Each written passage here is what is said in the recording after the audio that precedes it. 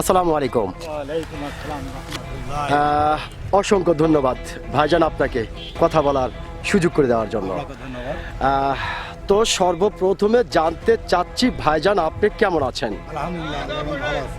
আলহামদুলিল্লাহ যে আল্লাহ আপনাকে ভালো রেখেছে। তো ভাইজান আপনার নামটা জানতে পারি? মোহাম্মদ সাদিকুল ইসলাম। মোহাম্মদ সাদিকুল ইসলাম, সুন্দর একটি নাম আপনার, অত্যন্ত চমৎকার একটি নাম আপনার। এবং আপনার নাম শুনে এবং মোটামুটি আপনাকে সামনাসামনি দেখে যেটা বোঝা যাচ্ছে আপনি অত্যন্ত একজন সাহসী মানুষ, এটা কিন্তু আপনাকে দেখেই বোঝা যাচ্ছে। তো ভাইজান আপনি কি ভোটার হয়েছেন? জি, কোন দেশের ভোটার হয়েছেন? আমি বাংলাদেশে ভোটার হয়েছি। বাংলাদেশের ভোটার আপনি হয়েছেন, আপনাকে অসংখ্য ধন্যবাদ। তো ভাইজান যেহেতু আপনি বাংলাদেশের একজন সচেতন নাগরিক জি। এবং বাংলাদেশের অত্যন্ত সাহসী মানুষ, জি। সেই ক্ষেত্রে এই বিষয়টি আপনার কাছ থেকে জানতে চাচ্ছি যে এইবার বাংলাদেশের সরকার কে হতে পারে?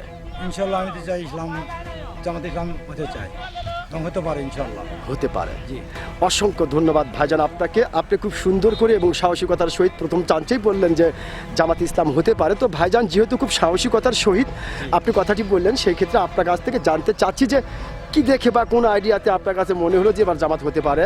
এবং ইনশাল্লাহ আমি জানি যে মুসলমান হয়ে আমরা এবং আল্লাহর পথে চলতে গেলে, আমরা ইমানের পথে চলতে গেলে আমরা সত্য এবং ন্যায় নিষ্ঠার আদর্শ পালন করবো বলে আমি এই আশা ব্যক্ত করছি।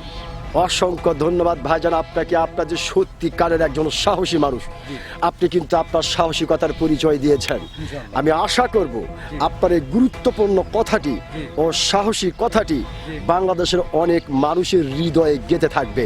অসংখ্য ধন্যবাদ আপনাকে। আপনাকে ধন্যবাদ। আসসালামু আলাইকুম।